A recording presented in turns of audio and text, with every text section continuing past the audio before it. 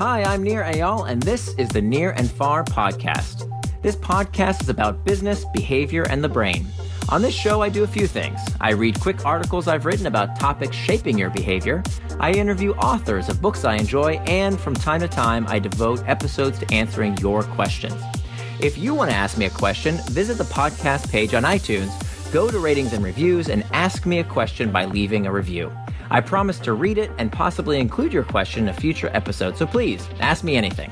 Now, enjoy the episode, and for more, you can always visit me at nearandfar.com. Why do people believe the social media is mind control myth? By Nir Eyal, narrated by Johnny Heller. In our search for easy answers, we give up control. The evidence is overwhelming. We are far more powerful than the technology that is supposedly mind-controlling us. It's not even close. As I've discussed in other articles, we need to give ourselves more credit. Instead of passively accepting the idea that we're all being puppeteered by some sort of menacing tech bogeyman, we can hack back distractions. To be clear, too much social media can be harmful. No one disputes that too much of all sorts of good things can be bad, whether it's too much news or too much booze. But the popular narrative that distractions, particularly those emanating from our tech devices, have the power of mind control lacks scientific support and is more harmful than helpful. It's as if, for some reason, people want to believe tech is more powerful than they are. Why is that? Why do people so readily give up control and admit defeat? Understanding why people reflexively give up control helps us better understand all sorts of self-defeating tendencies. We love the social media mind control narrative. The story that something can control our minds is a tale as old as time.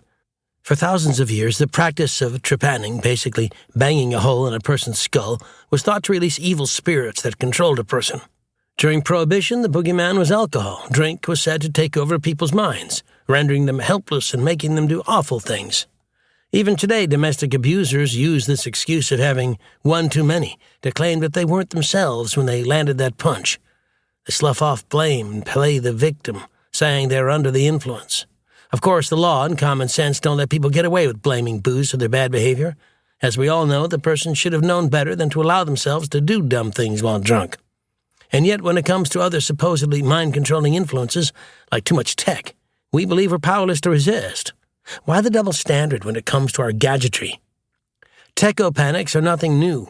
Radio, TV, graphic novels, video games, even the written word were all said to control people's minds against their will. While past technologies seem benign in comparison, it's important to remember they were just as feared in their day as our tech is now. Why is the tech as mind control narrative evergreen? For one, there's Brandolini's law, which states, the amount of energy needed to refute bullshit is an order of magnitude larger than to produce it.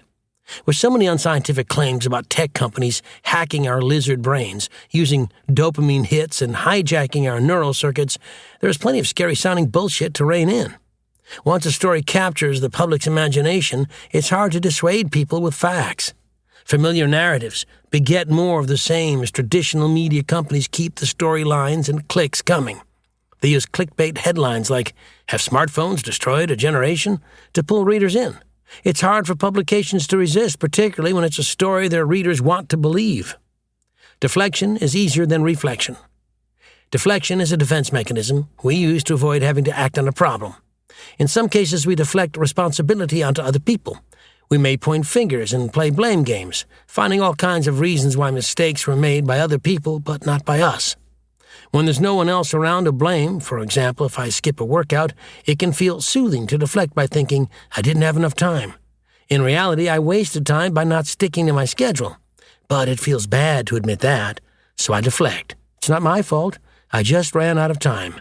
It's easy to deflect responsibility away from myself onto the vague boogeyman of running out of time. Similarly, there are lots of big, hairy problems in our society, and it's easy to deflect responsibility onto a scary new technology. For instance, Americans are getting lonelier with each successive generation. While it's easy to blame increasing isolation on our screens, the research reveals this is a long-term trend that started well before the invention of social media. Complicated problems rarely have easy solutions, but deflection is so much easier than reflection, so we tend to scapegoat rather than get to the sources of our suffering. We trade power for control. We deflect responsibility because we crave control or even the illusion of control. As paradoxical as it sounds, it's empowering to tell ourselves we're helpless. Once we decide that nothing can be done, that our minds are being controlled, we absolve ourselves of responsibility. The conclusion we reach is, there's no point in trying to stop, so overuse is no longer our fault. By extension, anything I do while being controlled by an outside factor isn't my problem. People leave nasty anonymous comments online for the same reason they might do horrible things while drunk. It's not the drink or the app that told them what to do, but rather they give themselves an excuse to act like irresponsible jerks. Of course, the problem with deflection is that it doesn't actually solve any problems. While social media companies certainly play a role in limiting antisocial behavior on their platforms, users must also step up. But if we allow ourselves to get seduced by the story that our minds are hijacked, it becomes true. We do nothing to change our behavior and wait for someone else to fix the problem. The good news is we don't have to trade in our power. We can realize that we ultimately do have control if we want it. We can take simple steps to ensure we control our devices as opposed to letting our devices control us. Thanks for listening to this episode of the Near and Far podcast. You can always find more at my blog, nearandfar.com. And don't forget, if you have a question you'd like me to explore in a future episode, leave me your question in the form of a review for the podcast on iTunes.